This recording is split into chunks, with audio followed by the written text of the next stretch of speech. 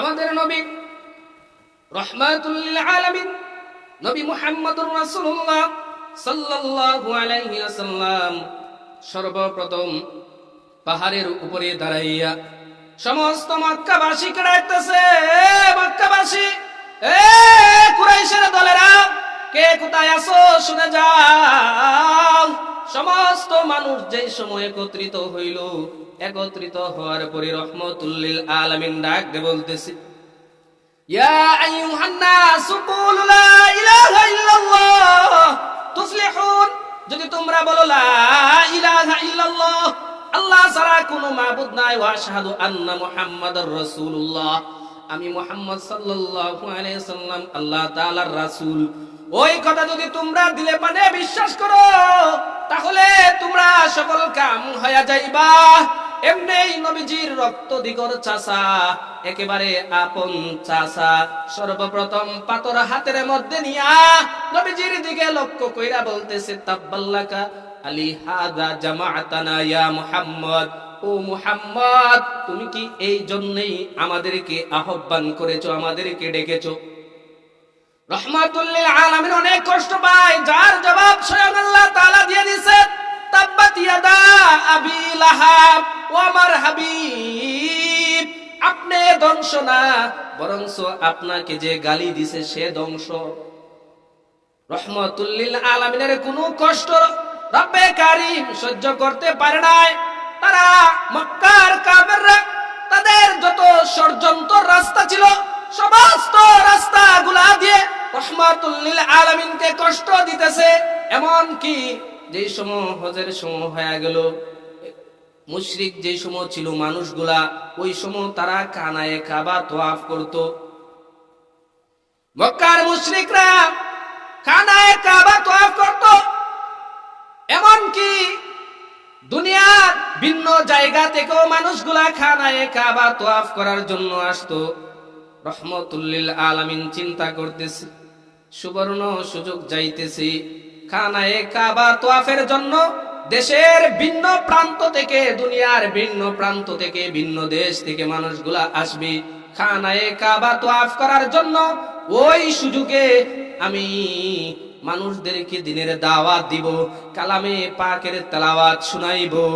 আর আবু জাহেল, উতবা, সাইবা, আবু লাহাব, বড় বড় লিডার গুলা তারা চিন্তা করতেছে, আইরে মুহাম্মদ যদি নেতা হয়ে যায়, তাহলে তো আমাদের আর টাইম থাকবে না, আমাদের আর পাওয়ার থাকবে না। কি করা যায়? জায়গায় জায়গায় নেতাগুলাকে দাঁড় করাইয়া দাও। কি হবে? তোমরা বলবা যে খানায়ে কাবার পাশে একজন ব্যক্তি আছে, সে পাগল, সে মাজনুন, তার কাছে তোমরা যাইও না। আল্লাহ তাআলা ডাক দা বলেন, হাবিব আমার, তারা আপনাকে পাগল বলে, সমস্যা নাই, আমি সূরা নূন নাজিল করে জানায়া দিলাম, আপনি পাগল না, আপনি পাগল না। রাহমাতুল লিল আলামিনের দ্বীনের দাওয়াত দেওয়া থেকে বাধা দেওয়ার জন্য মানুষগুলা, নেতাগুলা রাস্তায় রাস্তায় দাঁড়ায়া গেছে, প্রত্যেক রাস্তায় দাঁড় করিয়া দিছে। ভিন্ন দেশ থেকে মানুষগুলা আসতেছে রাহমাতুল লিল আলামিনের দিনে, রাহমাতুল লিল আলামিনের কাছে যাইবে, অর্থাৎ খানায়ে কাবা তওয়াফ করবে। আর রাহমাতুল লিল আলামিনের পাশে তাদের দেখা হয়ে যাইবে। ওই দিক দিয়ে আবু জাহেল, উতবা, সাইবা, আবু লাহাব ডাক দা বলতেছে, এ মানুষ, তোমরা কোথায় থেকে এসেছো? আমরা আসছি অনেক দূর দূরান্ত থেকে। কোথায় যাইবা? খানায়ে কাবা তওয়াফ করব, তবে সাবধানে যাইবা। তো কি হইছে? খানায়ে কাবার পাশে একজন ব্যক্তি পাইবা, সে দেখতে অনেক সুন্দর, তার কণ্ঠের তেলাওয়াতও অনেক সুন্দর, কণ্ঠের আওয়াজটাও অনেক সুন্দর। তো কি হইছে? তার কাছে তোমরা যাও না। গেলে কি হইবে? গেলে তোমাদের মা বাবা, আত্মীয় স্বজন সবগুলাকে সাইরা তার পিছনে পিছনে ঘুরবে। এই পাগলের কাছে তোমরা যাও না। মানুষগুলাই চিন্তায় চিন্তিত হয়ে গেছে, কিরে বিষয়টা বুঝলাম না, পাগল তো সমস্যা কি? বড় বড় নেতাগুলা লামবে কেন? বড় বড় নেতাগুলা লামার কারণটা কি? পাগল মনে হয় যেই সেই পাগল না, এটা সাধারণ পাগল হবে না, ওই পাগলকে একটু দেখার প্রয়োজন আছে। দূর থেকে রাহমাতুল লিল আলামিনের চেহারা দিয়া যেন নূর চমকে চমকাইতেছে, নূর চমকাইতেছে, দূর থেকে তাকাইতেছে আর চম্বকের মতো যেন মানুষগুলাকে টানতেছে। মানুষগুলার কাছে গিয়া দেখে এত সুন্দর মানুষ কোনোদিন পাগল হইতে পারে না। স্বাভাবিক পাগলগুলা আউলাকে পাগলের বেশ থাকে, তাদের চুলও ঠিক থাকে না, জামা কাপড়ও ঠিক থাকে না। মানুষটাকে দেখা যাইতেছে অনেক সুন্দর, চুলগুলাও অনেক সুন্দর। শামাইলে তিরমিজির মধ্যে লেখেন রাহমাতুল লিল আলামিনের চুল একেবারে সুজাও ছিল না, আবার কুকরাও ছিল না, হালকা ডেউ ডেউ ডেউ ডেউ। রাহমাতুল লিল আলামিন তিন ভাবে চুল রাখতেন, লিম্মা জিম্মা উফরা, একটা কান পর্যন্ত আর একটা গর্দান পর্যন্ত আর একটা কাঁধ পর্যন্ত, তিন ভাবে রাহমাতুল লিল আলামিন চুলগুলা রাখতেন। চুলগুলাও সুন্দরভাবে আশ্রায়া রাইখা দিত, অনেক সুন্দর দেখা যাইতেছে যেন নদীর মধ্যে ঢেউ খাইতেছে, তাকাইলে শুধু অনেক সুন্দর লাগে। মানুষগুলা ডাকদা বলে এই মানুষ তো কোনোদিন পাগল হইতে পারে না, কিন্তু পাগলের জবান দিয়া বাহির হয় উল্টা পাল্টা কথা। এ নিজে বাদশা হইয়া জাগা, আবার ফকির হইয়া জাগা, আবার মানুষের কিতে কি বলে কোনো কথার কোনো আকপিস থাকে না। কিন্তু রাহমাতুল লিল আলামিনের জবান দিয়ে এমন কথা নয়। রাহমাতুল লিল আলামিন তেলাওয়াত করেন ওয়াদুহা والضحى والليل إذا سجى ما ودعك ربك وما قلى وللآخرة خير لك من الأولى ولسوف يعطيك ربك فترضى। এইভাবে তেলাওয়াত করে। কি রে, পাগলের আকপিস মিল নাই? পাগলের তো কোনো আকপিস মিল থাকে না, চেহারার কন্ডিশন ঠিক থাকে না, চুলগুলাও ঠিক থাকে না, সবকিছু ঠিক আছে, তেলাওয়াত গুলাও এত মধুর কণ্ঠ, এত মধুর কণ্ঠ। শুধু তা নয়, তার মধ্যে বালাগাত, ফাসাহাত, গ্রামারের যে বিষয়গুলো আছে, গ্রামারের এমন গ্রামার গুলা উচ্চারণ করতেছি যে গ্রামার গুলা স্বাভাবিক আমাদের শিক্ষিত মানুষগুলা পারে না। এত সুন্দর গ্রামারওয়ালা মানুষ কোনোদিন পাগল হইতে পারে না। নবীজির কাছে গিয়ে বিবৃতেছে আর বলতেছে, এ মুহাম্মদ, তোমার সঠিক পরিচয়টা তুমি বলে দাও। রাহমাতুল লিল আলামিন ডাকদা বলেন, আমি হইল নবী মুহাম্মদ, আমি এক আল্লাহর দাওয়াত নিয়া যেইভাবে দাওয়াত দিয়েছি বাবা আদম আলাইহিস সালাতু ওয়াস সালাম থেকে নিয়া ঈসা আলাইহিস সালাতু ওয়াস সালাম পর্যন্ত সমস্ত মানুষ যে দাওয়াত দিয়েছে লা ইলাহা ইল্লাল্লাহু তুফলিহুন, আমিও সেই কালিমার দাওয়াত দিতেছি। আল্লাহ তাআলা আমাকে নবী হিসাবে দুনিয়ার মধ্যে প্রেরণ করেছেন। তখন সমস্ত মানুষগুলা বলতেছে, নিশ্চয় তুমি সত্যবাদী, তোমার এত কণ্ঠ, এত মধুর কণ্ঠ, কোনোদিন তুমি পাগল হইতে পারো না। শুধু তা নয়, তারা যে সময় দেখলো নবী মুহাম্মদ সাল্লাল্লাহু আলাইহি সাল্লামকে কোনোভাবে বাধা দিয়ে পারতেছে না, মানুষগুলা শুধু নবীজির কাছে বিরে, শুধু নবীজির কাছে বিরে, নবীজির মধুর কণ্ঠের তেলাওয়াত শুনে এমনকি নিষেধ দিছে, নেতাগুলা বয়ে একটা নিষেধ দিছে, সারা এলাকার মানুষে ডাকছে, ডাইকা বলছে রাত্রে কোনোদিন মুহাম্মদের কাছে যাইতা পারবা না, কেউ যেন যাইতে না পারে। যে নেতাগুলা আবু জাহেল, উতবা, সাইবা, আবু লাহাব, বড় বড় লিডার গুলা, ওই লিডার গুলা এই রাহমাতুল লিল আলামিনের ঘরের কোনায় বৈশা বৈশা তেলাওয়াত শুনে। রাহমাতুল লিল আলামিন তেলাওয়াত করেন আলিফ লাম মিম,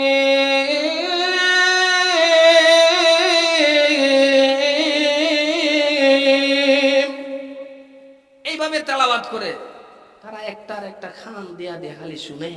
তখন আবু জাহেল আর উতবা, সাইবা, সাইরোটা তো সাইরো কোনার মধ্যে আছে, গিয়া কইও নেতা তুমি হনো কিতা? আমি আইছি ফাড়া দেওয়ার লাগে। তুই হনো কে লেগে আইছস? আমি আইছি ফাড়া দেওয়ার লাগিয়া। কত তুই উতবা তুই আইছস করে রে? আমি আইছি ফাড়া দেওয়ার লাগিয়া। এমনি উতবা ডাক দেখো, সত্যি কথা কয়ালা রে আবু জাহেল, সত্যি কথা কয়ালা রে আবু লাহাব, আসলে যেই কোনো আমরা কোনো পাড়া দেওয়ার লাগিয়া আইছি না, মুহাম্মদের কণ্ঠ আমাদেরকে আকর্ষণ করে। বলেন না সুবহানাল্লাহ, আরো জোরে বলেন সুবহানাল্লাহ। রাহমাতুল লিল আলামিন এইভাবে কালামে পাকের তেলাওয়াত তাহাজ্জুদ নামাজের মধ্যে দাঁড়ায়া পড়ে সুন্নাত মান ক্বাদ আরসালনা ক্বাবলাকা মির রুসুলিনা ওয়ালা তাজিদু লিসুন্নাতিনা তাহওয়িলা আকিমিস সালাতা লিদুলুকিশ শামসি ইলা গাসাকিল লাইলি ওয়া কুরআনাল الفجر إن قرآن الفجر كان مشهودا ومن الليل فتهجد به نافلة لك عسى أن يبعثك ربك مقاما মাহমুদা। এইভাবে রহমাতুল লিল আলামিন তেলাওয়াত করেন। উতবা সাইবা আবু লাহাব ঘরের কোনায় কোনায় দাঁড়াইয়া শুনে আর বলে, তোরা যাই বলস না কেন রে, মুহাম্মদের এত মধুর কণ্ঠ, এত সুন্দর কালামুল্লাহ, এটা কোনোদিন মানুষের কথা হইতে পারে না। লাইসা কাল বাশার, এটা কোনো মানুষের কথা না, এটা নিশ্চয় জিবরাইলের মাধ্যমে আল্লাহ তাআলার পক্ষ থেকে মুহাম্মদের কাছে পৌঁছায়া দে। সব চিন্তাধারা শেষ। নেতা গোল্লাইমও বাধা দিয়া পারে না, কোনো মতেই বাধা দিতে পারতেছে না। আবু জাহেল সব নেতাগুলারে ডাকছে দারুন নদুয়া নামক তাদের একটা শয়তানি করার লাগে একটা গড় ছিল। আমরা ক্লাব দেখে না, ক্লাবের মতো তাদের একটা গড় ছিল, এটার বলে দারুন নদুয়া। এটার মধ্যে বৈশা বৈশা ইসলামের বিরুদ্ধে কাজ কালাপ করার জন্য তারা বৈঠক করত। তখন আবু জাহেল সব নেতাগুলারে ডাকছে, আসো, কি বিষয় হইল মুহাম্মদকে কিভাবে শেষ করা যায়। এই জন্য আমরা স্পষ্ট ভাষায় বলে দিতে চাই, এই নাস্তিকের দালালরা, এই ভারতের দালালরা, এই আমেরিকার দালালরা, এই লাল কুত্তার দালালরা, তোরা যতই চেষ্টা কর ইসলামকে মিটাইয়া দিবে, কোনদিন ইসলাম মিটে নাই, মিটবে না, তোদের ধ্বংস হবে, ইসলাম কোনদিন ধ্বংস হবে না। কি বলেন? ইসলামের যারাই চাইছে শেষ, উদাও উদাও, জায়গা নাই। দেশের মানুষ যতই করুক ইসলামকেই ভালোবাসে। ইসলামের বিরুদ্ধে যাইবা, নেতাগিরি চলবে না, ছাড়তে হবে, সব ছাড়তে হবে। কি বলেন? ছাড়ছে কিনা? ফেরাউন ছাড়ছে নি মুসা আলাইহিস সালামের বিরোধিতা কইরা। এই জন্য ইসলাম নিয়েই দেশে থাকতে হবে, ইসলাম নিয়েই দেশের রাজনীতি করতে হবে। ইসলাম হইল বাংলাদেশের মূল দণ্ড, ইসলাম হইল বাংলাদেশের হার্ট, ইসলাম হইল বাংলাদেশের মগজ, ইসলাম হইল বাংলাদেশের মাথা। মাথা ছাড়া কোনো রাজনীতি চলবে না। তারা চিন্তাধারা মুহাম্মদের কেমনে শেষ করন দা। আল্লাহ তাআলা বলেন, আবু জাহেল রে, যত বড় লিডার হস, যত কিছুই করস, যে বাতি আমি জ্বালাইছি কোন মায়ের পুতের শক্তি নাই ওই বাতি নিবাইয়া দিতে। যে নিবাইতে যাইবে তারে দাড়ি ফুলবে। কবি বলেন, যেই যাইবে ওই বাতি নিবাইতে তার মুখ পুড়বে, তার দাড়ি পুড়বে, তার অস্তিত্ব থাকবে না। আবু জাহেলের মতো নেতারে মারছে কেডা কেডা জানেন? মুআজ আর মুআউবিস, ছোট ছোট দুইটা বাচ্চা। আবু জাহেল কিন্তু ছিল অনেক বড় সড়ো মানুষ, অনেক শক্তিশালী। তারে মারার পরও বড় বড় সাহাবীরা যাইতে ভয় পাইতেছে। বাবারে যাইমু, বাঘ করলো কিথা যদি তা বাধা ধইরালা, মাইরা লাইছে, তারপরও ডরাইতেছে তার কাছে তো যাইমু যদি তা বাধা ধইরালা। ওই সমস্ত লিডার গুলারে দুইটা ছোট ছোট বাচ্চারা কি করে দিছে? ডিসমিস করে দিছে। এই জন্য ইসলাম বিদ্বেষী হবেন না। ইসলাম আমাদের ধর্ম, আমাদের ধর্ম আমাদের প্রাণ, নবী আমাদের কলিজা, নবী আমাদের জীবন, আমাদের ঈমান, নবী আমাদের ঈমান। নবী ছাড়া কোনো ঈমান হইতে পারে না। ইসলাম বিদ্বেষী কোনদিন মুসলমান হইতে পারে না। এই জন্য আবু জাহেল চাইতেছে যে বাতি নিবাই দেবো। وَإِذْ يَمْكُرُ بِكَ الَّذِينَ كَفَرُوا لِيُثْبِتُوكَ أَوْ يَقْتُلُوكَ أَوْ يُخْرِجُوكَ يخرجوك ويمكرون ويمكر الله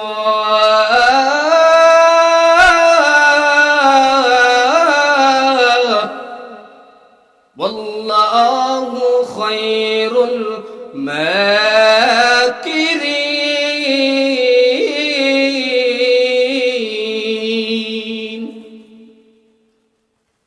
আবু জাহেল ডাকদা বলতেছে, এই লিডারেরা আইসো, ঠিক আছে, কি উদ্দেশ্য ডাকছো? ডাকছি মুহাম্মদ রে শেষ করার লাগে, কিভাবে তারে থামানো যায়, কিভাবে তাকে আমাদের ওই ধর্মের দেবদেবীর বিরুদ্ধে যে দাওয়াত দিতেছে তাকে কিভাবে টাকানো যায়, এই চিন্তাধারার জন্য আজকে বসেছি। কিছু কিছু মানুষগুলা বলতেছে তারে দেশান্তর কইরা দাও। ইফায়দা মিস্টার ইবলিশ শাইখে সু বুড়াবাড়া রূপ ধরে লাঠি দা বর দিয়ে দিয়ে দিয়ে দিয়ে যাইতেছে। আবু জাহেল কো কি ও চাচা বাড়ি কই? তো বাড়ি আমার নজ। ও কে লিগাইছো?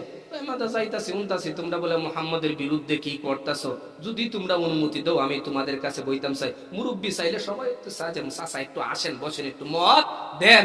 তখন একজনে বলতেছে যে তারে আমরা দেশান্তর কইরা দিই। তখন শয়তান কোন না, দেশান্তর যদি করো তার যে নুরানি চেহারা, তার যে মধুর কণ্ঠ, ওই কণ্ঠ আর চেহারার মাধ্যমে মানুষগুলাকে সে আকৃষ্ট কইরা আবার তোমাদের বিরুদ্ধে তারা কাম চালাই দিব, লাস্টে তোমরা ওই দেশান্তর করে দিব।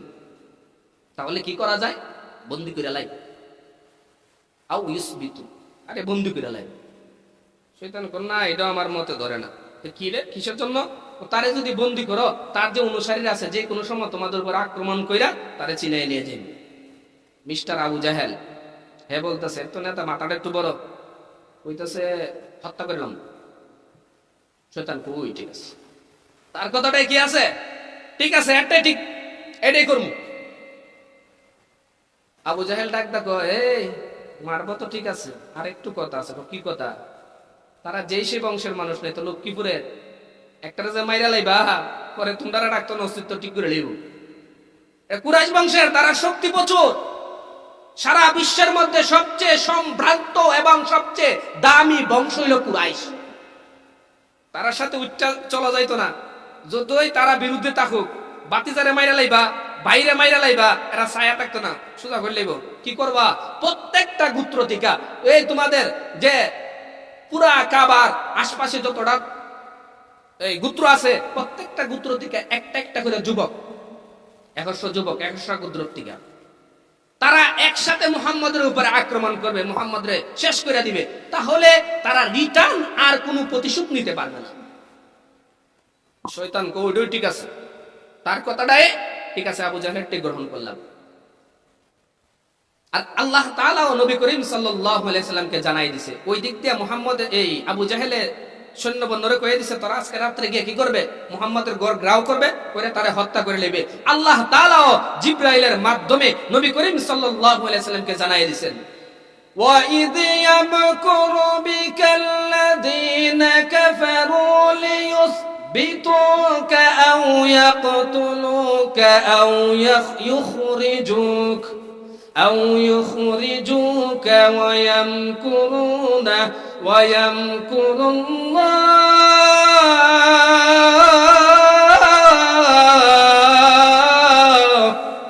وَاللَّهُ خَيْرُ الْمَاكِرِينَ।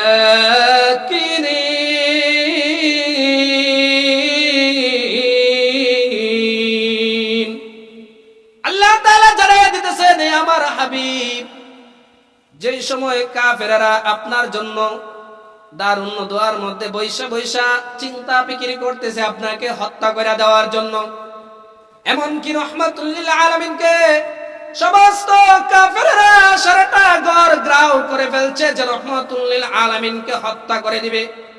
ওই পাখি দিয়ে আল্লাহ তাআলা জানাইয়া দিয়েছেন, নবী গো, আপনি আর মক্কার মধ্যে থাকতে হবে না, মক্কা ছেড়ে চলে যান মদিনার দিকে, মদিনার দিকে চলে যান, আর আপনি মক্কার মধ্যে থাকতে হবে না। রহমাতুল লিল আলামিন আলী রাদিয়াল্লাহু তাআলা আনহুকে ডাকদা বলেন, রে আলী, আমার কাছে অনেক আমানত রয়েছে, যে আমানত গুলা মক্কার কুরাইশরা আমার কাছে রেখেছিল, ওই আমানত গুলা রেখে যদি আমি চলে যাই, তারা আমাকে বাটপার সিটার কইরা গালাগালি করবে। তাদের আমানত গুলা তুমি পৌঁছায়া দিতে হবে। এ আলী, তুমি ওই ঘরের মধ্যে আমার কম্বল দিয়া শুয়া থাকো। আলী রাদিয়াল্লাহু তাআলা আনহু শুয়া আছে, মনে মনে চিন্তা ধারণা, আজকে রাত্রে তো আমি আলীকে হত্যা করে ফেলবে। কারণ কাফেররা যে সময় সকাল হবে, সকাল হওয়ার সাথে সাথে আমার ঘরের মধ্যে নবীজির কামরার মধ্যে আয়েশা ঢুকবে, দুইটা সারা দেখবে যে নবীজি শুয়া, নবীজিকে মনে কইরা আমার উপরে আক্রমণ চালাইবে, আমাকে হত্যা করবে। আর আমি আলীর একটা এই জায়গার মধ্যে একটা বিষয় হইল, হাসরের ময়দানে রব্বে কারীম যদি জিজ্ঞাসা করে, এরে আলী তুই কি নিয়ে আইছস, তোর আমল কি, কোন আমল আসেনি? তখন আমি ডাকদা বলবো, এ রব্বে কারীম আমার কোনো আমল নাই, আমার কোনো কিছু নাই, তবে একটা আমল আছে। কি আমল? ওই আমলটা হইল রহমাতুল লিল আলামিনের জায়গায় আমি আলী জীবন দিয়েছি, আর তোমার হাবিবকে আমার উসিলা বাঁচায়া দিছি। ওই দিক দিয়া রহমাতুল লিল আলামিন আলী রাদিয়াল্লাহু তাআলা আনহুকে শোয়া ঘর থেকে বাহির হইবে কেমনে? চতুর্দিকে তো কাফের দাঁড়ায় আছে তলোয়ার নিয়া, বাহির হইলে তুই হত্যা করে লইবে। আল্লাহ তাআলা বলেন, চিন্তা করেন না আমার হাবিব, আপনাকে আমি ব্যবস্থা কইরা দিতেছি। কি করবেন? এ আমার হাবিব, আপনি কিছু দুলা হাতের মধ্যে নেন। দুলা হাতের মধ্যে নেওয়ার পরে বলতেছে, হাবিব এটার মধ্যে সূরা ইয়াসিন তেলাওয়াত করেন। নবীজি তেলাওয়াত করতেছেন, ইয়াসিন ওয়াল কুরআনিল হাকীম। এইভাবে তেলাওয়াত করতে করতে তেলাওয়াত করতেছে, ওয়াসাওয়াউন আলাইহিম আনযারতাহুম আম লাম তুযিরহুম লা ইউমিনুন ফাআগশাইনাহুম ফাহুম লা ইউবসিরুন। এতটুকু পর্যন্ত তেলাওয়াত করার পরে আল্লাহ তাআলা ডাকতে বলতেছেন, আমার হাবিব এই বালুগুলার উপরে আপনি একটা ফু দেন। এবার ফু দিছে, দেওয়ার পরে বলতেছেন, আপনার ওই বালুগুলা আপনি নিক্ষেপ করেন।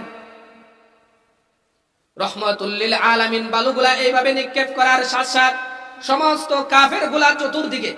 এখন প্রশ্ন জাগে, আমি এখান থেকে বালু নিয়ে এইভাবে মারলাম, পিছনে যাইব বালু? উত্তর দেন না। পিছনে যাইব, এইদিকে যাইব, এইদিকে যাইব, শুধু সামনে যাইবে? রহমাতুল লিল আলামিন মারছে শুধু এইদিকে, গেছে চতুর্দিকে। আল্লাহ তাআলা বলেন, হাবিব আমার, দেওয়া আপনার দায়িত্ব, পৌঁছানো আমার দায়িত্ব। ইদ রামাইতু, আপনি নিক্ষেপ করেন, আর ওয়ালাকিন্না আল্লাহ রামা, আর বরং আমি আল্লাহই পৌঁছাই দিই। সমস্ত কাফের গুলার চৌকের মধ্যে ধুলা পড়ে গেছে, গোছাইতেছে, কি হইবে সব দিবে গোছাইতেছে। আর ইফাদা রহমাতুল লিল আলামিন তার সামনে দিয়া শুরু করে দিয়েছে যাওয়া। গিয়া হযরত আবু বকর সিদ্দিক রাদিয়াল্লাহু তাআলা আনহুকে দরজায় গিয়া করাঘাত করার সাথে আবু বকর রাদিয়াল্লাহু তাআলা আনহু ডাকদা বলতেছেন, লাব্বাইকা সাদাইকা ইয়া রাসূলুল্লাহ। ও আল্লাহর হাবিব, লাব্বাইক, আমি উপস্থিত। কি রে আবু বকর, তুমি কি ঘুমাও নাই? ও আবু বকর, রাত তো এখন প্রায় 2টা-3টা বাজতেছে, তুমি কি ঘুমাও নাই? ডাক দেওয়ার সাথে সাথে তুমি উইটা গেলা।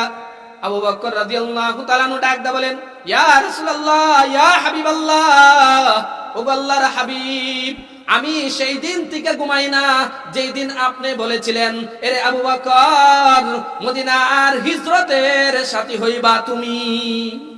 ওই দিন থেকে আমি আবু বকর ঘুমাই না। তখন আবু বকর রাদিয়াল্লাহু তাআলা আনহু 2টা উট রাখছিলেন, পিছনের দরজা দিয়া নবী করিম সাল্লাল্লাহু আলাইহি সাল্লামকে নিয়ে রওনা দিলেন। ওই পাকে দিয়া একজন মানুষ আয়েশা বলতেছে, কিরে তোরা এখানে কিতা? নবীজির ঘর তো এরা বেষ্টন করে রাখছে যুবকটি, কিরে তোরা এখানে কিতা করস? নবী মুহাম্মদ রে মারতাম। দৌড় বেকলের দলগল, আমি ইতিপূর্বে দেখেছি নবী মুহাম্মদ যাইতেছে এই দিকে, কি কাজ? আমরা তো সময় দাঁড়াই রইছি, তোরা পাগলে ধরছে। তুমি না একটা দেখলস না ঘর আছে কিনা? ঘরের ভিতরে ঢুকছে, ঢুকে গিয়া দেখে কম্বল উল্টাইছে, উল্টাইকো, কিরে আলী, তোর তো বড় সাহস, এই জায়গার মধ্যে ঘুমাই রেখেছে, তোর আমরা শেষ করে লাইলাম। ও শেষ করলে আমার জীবন সফল হয়ে গেল না।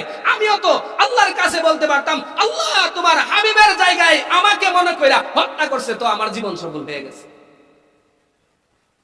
রহমাতুল লিল আলামিন ওই দিক দিয়ে আবু বকর রাদিয়াল্লাহু তাআলা আনহুকে নিয়ে চলে যাইতেছে মদিনার দিকে রওনা।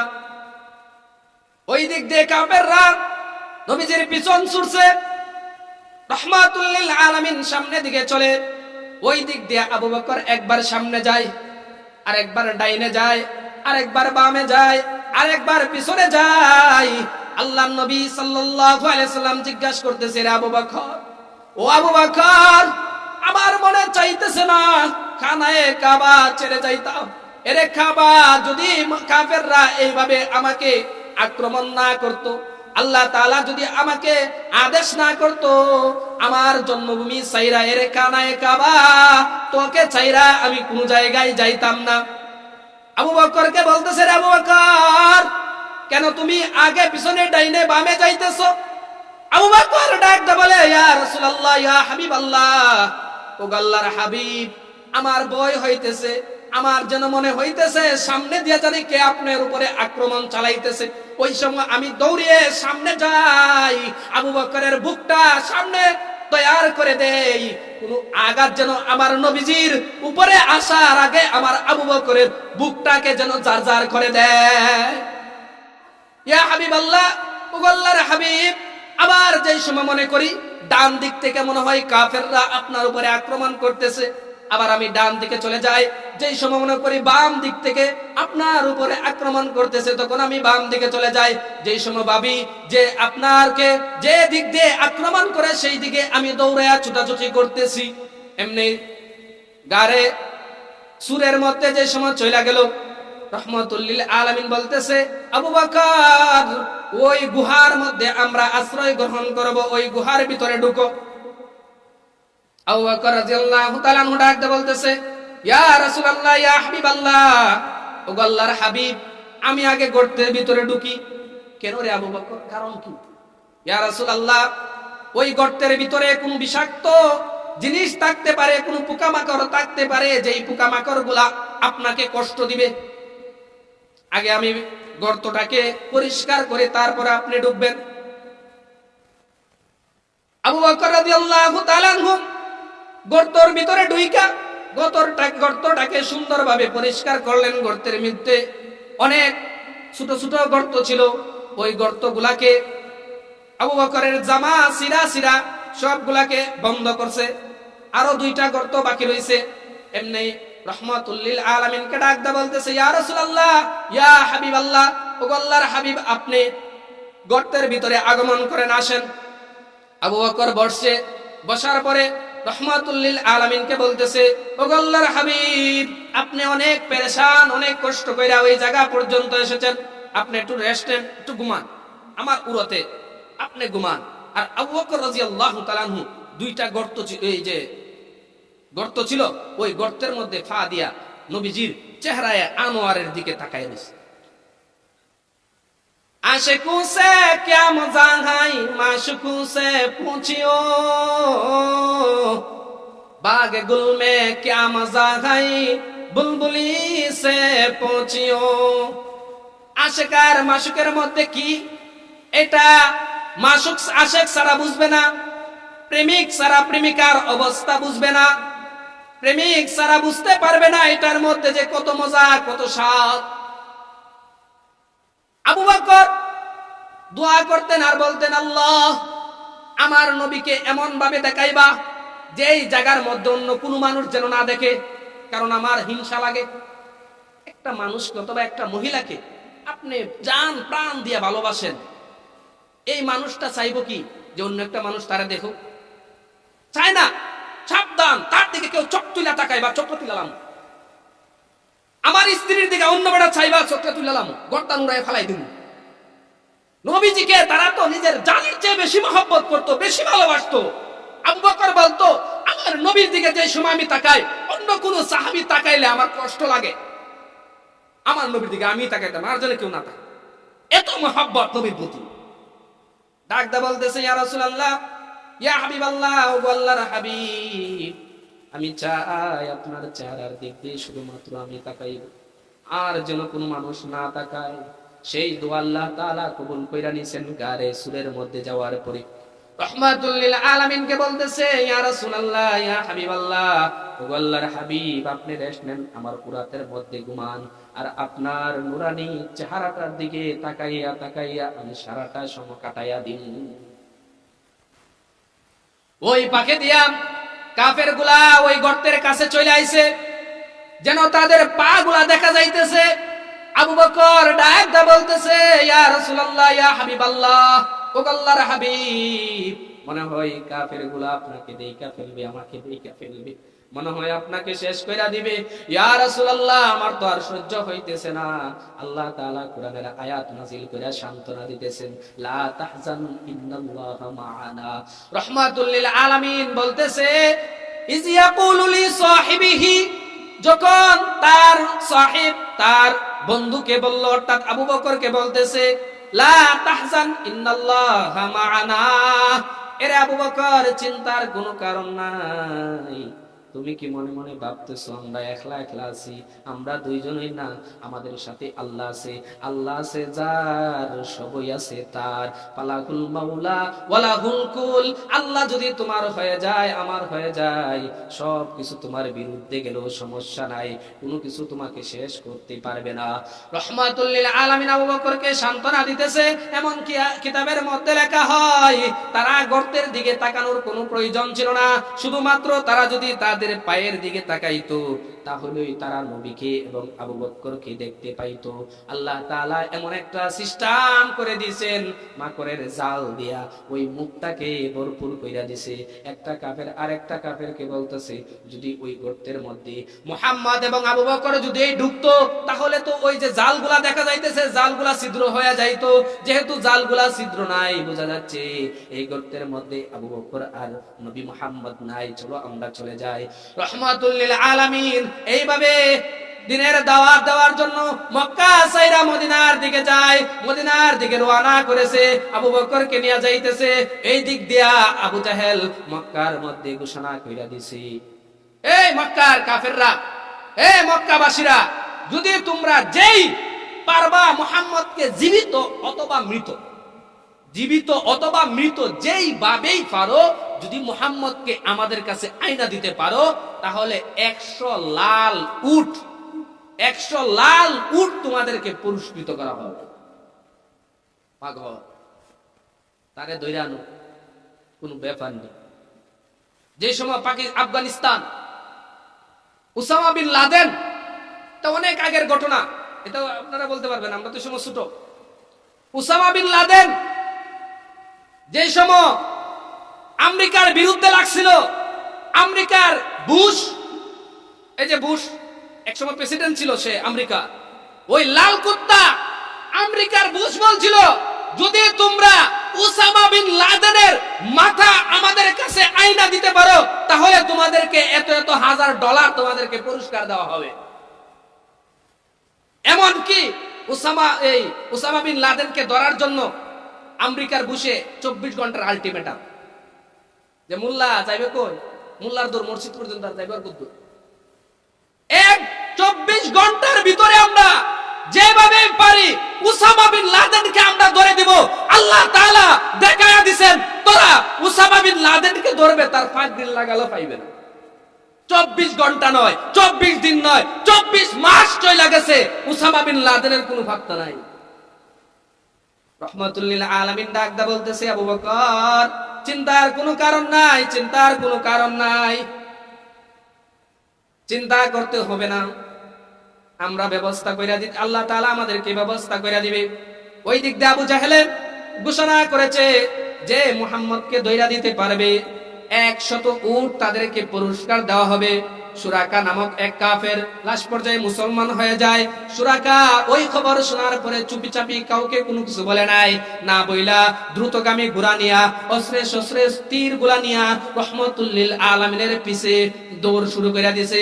রহমাতুল লিল আলামিনের কাছে যাওয়ার পরে রহমাতুল লিল আলামিনের কাছে যাওয়ার পরে আবু বকর সিদ্দিক রাদিয়াল্লাহু তাআলা আনহু ডাক দা বলতেছে, ইয়া রাসূলুল্লাহ, ইয়া হাবিবাল্লাহ, ওগো আল্লাহর হাবিব, আপনি একবার পিছন দিকে তাকায়া দেখেন, ওই দেখেন শুরাকা আপনার কাছে চইলা আইছে, আমাদেরকে কিছুক্ষণের মধ্যে আক্রমণ করবে। রাহমাতুল লিল আলামিন বলেন, এরে আবু বকর, চিন্তার কোনো কারণ নাই। এমনি রাহমাতুল লিল আলামিন পিছনের দিকে তাকাইছে, তাকানোর সাথে সাথে শুরাকার চাইরোটা গুড়া সহ জমিনের মধ্যে দাইবা গেছে, আর গুড়া উঠতেছে না। তারপর রাহমাতুল লিল আলামিনের কাছে কাকুতি মিনতি করতেছে, ও মুহাম্মদ, তোমার পিছনে আমরা লাগবো না, দয়া করে আমাকে মাফ করে দাও, ওই বিপদ থেকে আমাকে উদ্ধার করো। আল্লাহর নবী সাল্লাল্লাহু আলাইহি ওয়াসাল্লাম আবার ইশারা দিছে, ইশারা দেওয়ার সাথে সাথে ওই শুরাকার গুড়াগুলা আবার জমিনের মধ্যে উঠছে। উঠার পরে শুরাকা লক্ষ্য করে কিতাবের মধ্যে বর্ণনা করে, আমি দেখতে পাই চাইরোটা গুড়ার পায়ের থেকে যে গর্তগুলা হইছিল, গর্ত থেকে যেন আগুনের ধোঁয়া বাহির হইতেছে। এমনি শুরাকা গিয়া রাহমাতুল লিল আলামিনের পায়ের মধ্যে পইরা বলতেছে, ও আল্লাহর হাবিব, আমাকে মাফ কইরা দেন, আমাকে মাফ কইরা দেন, আমি আপনাকে হত্যা করতে পারবো না। তখন রাহমাতুল লিল আলামিন বলতেছেন, আরে শুরাকা, তোমাকে আমি মাফ করে দিব, তবে তোমার কাছে আমার একটা অনুরোধ। কি অনুরোধ? আরে শুরাকা, তুমি যাইবা মক্কার দিকে, তোমাকে মানুষ জিজ্ঞাসা করবে, আরে শুরাকা, মুহাম্মাদের কোনো খবর পাইছো কিনা? তুমি বলবা, না, আমি এই দিকে দেখে আইছি, এই দিকে যাওয়ার আর কোনো প্রয়োজন নাই, তোমরা অন্য দিকে যাও, এইটাও হলো তোমার কাছে আমার অনুরোধ। তখন শুরাকা যাইতেছে, প্রতিমধ্যে মানুষগুলা পাইছে, মানুষগুলাকে বলতেছে, আরে শুরাকা ডাকদা বলতেছে, আরে মানুষেরা, তোমরা এই রাস্তা দিয়ে যাইও না, ওই রাস্তা দিয়ে আমি দেখাইছি, তোমরা এই রাস্তা দিয়ে যাওয়ার আর কোনো প্রয়োজন নাই, অন্য রাস্তা দিয়ে যাও। তারপর আরেকজন কাফেরের সাথে এমন ভাবে সাক্ষাৎ হয়, রাহমাতুল লিল আলামিন এইভাবে অনেক ঘটনা ঘটে। লাস্টে ছোট একটা ছাগলের বাচ্চা থেকেও দুধ দহন করে, এটা নবীজির মুজিজা। ভিন্ন অনেক লম্বা ঘটনা। যার পরে রাহমাতুল লিল আলামিন মদিনার কাছে যাওয়ার পরে ছোট ছোট বাচ্চাগুলা, এমনকি সমস্ত মানুষগুলা উল্লাস শুরু করে দিছে।